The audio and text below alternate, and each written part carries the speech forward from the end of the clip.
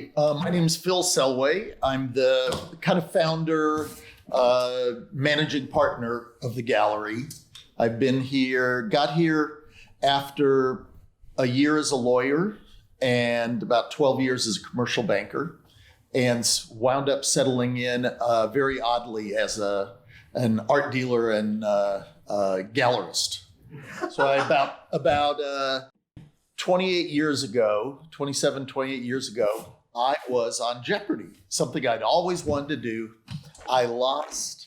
I didn't make a fool out of myself, but I had a great time. Okay. And oddly enough, an old friend of mine who was in the art business, I bought the first piece of art I ever bought from anyone. I bought from him, which it was a Salvador Dali that turned out to be fake, as many Salvador Dalis did. I still really liked, and he was very honest about it, made it up for me and everything. Okay. So I wasn't left with a bad taste. Okay. And 15 years later, he saw me on Jeopardy, saw that I said I was living in Long Beach, California, called me up and said, "Hey, I'm moving to LA from Minnesota.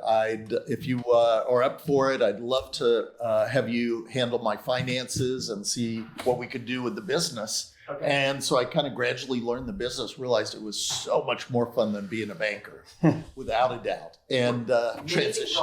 Yes, especially this. So all of a sudden I went from knowing what every day and every month and every year was going to be like to not knowing what the next hour was going to bring here, which was an amazing, amazing thing to be able to have happen. So my name is Mike Barber, and I've actually been working for the gallery for 14 years. I started off doing the packing and shipping. And so I've just worked my way up to being an art consultant now. So now I handle all our online sales and very focused and determined to get us great placement on our website. And yeah. Mike's had more varied experience in the art business and in this place and in New York than any of us have. It's amazing all the stuff he's done. Well, yeah, I mean, it was pretty amazing though. I started just doing the packing and shipping, and David pretty much taught me everything he knew. So it was great to actually... So nothing much, how to have the time, famous people, that kind of stuff. Took about 4 hours. Yeah. What was great though is that I was able to experience, to be able to come in here and to learn from David, who, you know, he's been working in the business since the 80s, and he has firsthand experience working with Warhol, with Keith Haring. And so to be able to handle these pieces at the time, I knew of these artists, but I never really saw in front of me the quality of work. I never was able to handle one. So to have that experience and to have David teach me how to handle it, how to, you know, recognize one artist from another artist. And Phil I remember Phil giving me the Warhol book, putting it down and saying, "Look, here's your homework, study it." So that was 14 years ago. Okay, well, my name is David Galgano. I'm the director of Hamilton-Selway. Okay. And put that into terms that people like me would understand. Does that mean you're the manager of the gallery? What does that actually mean? I kind of run the show. Okay, fair enough. Right? Don't I? Yeah. Okay. Exactly. Yes. All right. So interesting story. So I went to the School of Visual Arts in New York. Okay. I'm also an artist, but I studied illustration. Lived in the Lower East Side when it was really bad in the late 70s, early 80s. We've heard lots of stories. Oh, God, yeah. See, I'm the only one in the room besides you that was alive during those times. I remember my family's from New York, but go continue, please. I want to hear your perspective. So very interesting. I went to school with Keith Haring. Okay. So we were in the same school together, and I was a total nightclub kid. But the most interesting part about how I got into the art business was this. I was cooking in a restaurant in the West Village. Okay. And it was a graveyard shift, 9 p.m. to 6 a.m. And this one day, I was a little early for my shift. And I knew a friend of mine that I went to school with worked in a little gallery on Bleecker Street and Christopher Street. And I said, maybe I'll just stop in and see my friend Steven. Okay. Well, my friend was sitting there in a nice Barney's cardigan sweater and some very nice shoes. And he was sitting there and he was talking about the art. And I looked down and I had burn marks up and down my arm from cooking. And I looked at my friend and I thought, I could do that. And that's how it happened for me. I worked for the same family for almost 10 years. Number one, can you tell us who the family was that you worked with for 10 years? Was it secret? Why don't you talk about it in general terms? Because there's a reason why. General terms, yeah. Yeah. Is it the mafia? Well. Truth be known, the owner of the gallery was sort of taken out like around the corner from the gallery one night. Possibly by his partner. Yeah, bullet in the back of the head. Okay. Kind of thing. Right. So, yeah, but I learned a lot. I feel like the world should have some of your stories. So, Phil, you One of my favorite stories is just because of the human nature of it is probably about, again, when we were first getting in 20 years ago, something like that. We met a client who has ended up being a friend and helped us out in many different things. And he wanted to put some money into a Warhol, and we directed him towards Andy Warhol Beethoven. Okay. And it was a unique trial-proof Beethoven, which we thought, we didn't know that much about at the time, but they thought, hey, you can't lose money on this. This is okay. Right. Paid $10,000 for this trial-proof Beethoven. Okay. And he just kept it over the years, and every once in a while we'd say, oh, you sure you don't want to do anything? So flash forward 15 years to the future. It comes back to us, says, hey, my daughter just got accepted to Yale. And I'm so happy, but I don't know what to do. He walked out with 2 years of Yale paid for from that print. We saved, now in this case, we're definitely saving the best for last. Okay. All right.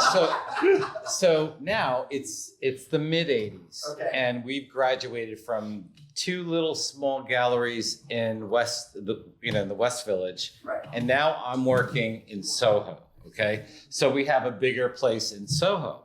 So I'm not a very tall person, but we had Warhols from the floor to the ceiling, and stacks. I mean, and it was just it was really crazy because Saturdays would be a revolving door of people, because in the 80s, people were just everywhere buying up as much as they could.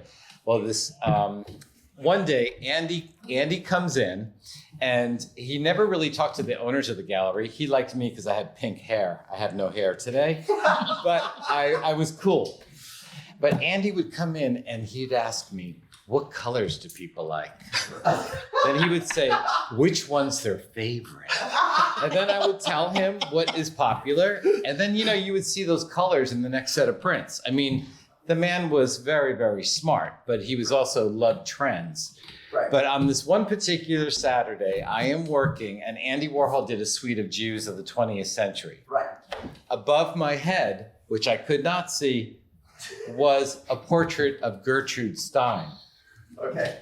In the middle of this day, traffic everywhere in the gallery, this man walks up to me and goes, how much is the portrait of Ed McMahon? I laughed so hard, I had to go into the bathroom. I couldn't even come out of the bathroom. I was laughing so hard. But that was a day. I mean, he used a lot of photographs in the 60s, but then started using his own photograph towards the 70s. Yeah, when you look at this portrait of Liz Taylor, most people look at it and think, oh, Liz, pretty. But they don't, people need to remember, it was 1964. And Liz Taylor stole Eddie Fisher away from Debbie Reynolds. That's a portrait of a bad girl, okay? And people don't realize that. So this, when you start doing your history and doing your homework. Which is why Warhol probably loved it. Yeah, I mean, it just makes Exactly. sense. It makes total sense. What are your favorite and least favorite Andy Warhol pieces? I know it's a tricky question, and I recognize that, but if you can manage an answer, Phil? I love, Warhol was so well known for portraits. Okay. In the portraits that he did. And I think a lot of the very best work he did were some of the portraits, and some of the very worst work he did. So, like, for instance, he did a portrait of Grace Kelly, which we've had many people come in and think it was Madonna. Yeah. But it wasn't. It was Grace Kelly. And it's one of the most beautiful pieces you've ever seen. Just everything about it. Right. Just incredible. And then he did other ones where it felt like they were phoned in. We have one more story that one of the principals wants to share with us. A story about the day that Andy Warhol died. Okay, so at this point in my life, I'm working in a gallery in Soho, in New York. I lived in the East Village. And it was Sunday morning, February 22nd, 1987. Okay. I remember waking up, getting dressed for work. I walked across the Bowery, down West Broadway to Spring Street, where the gallery was.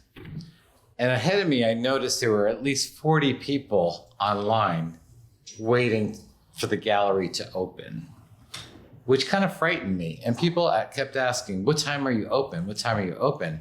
I just said, just wait a second. I have to hit the alarm. And I remember unlocking the double lock on the door, then locking myself in. The phones were ringing off the hook. And I hit the alarm. And I picked up the phone. And my boss, who lived in New Jersey, was driving across the bridge and said, Andy Warhol died. Don't sell anything until I get there. So in the meantime, I had this crowd outside the gallery. Right. They weren't beating on the door, but they were very anxious. And you have to remember, with the 2 galleries in the Village and the one in Soho, we sold 98 Andy Warhols in one day. Whoa. It was very emotional. I remember going in the bathroom several times crying that day because of the way the public treated it. They didn't care about Mick Jagger, but they wanted to have a piece of Andy. Right. They didn't care about the subject matter. There was no emotion to any of it. It was just to get a piece of the action. And it was pretty devastating. And it affected me for months and months after that. I just couldn't believe the way people handled it or actually reacted to it. So.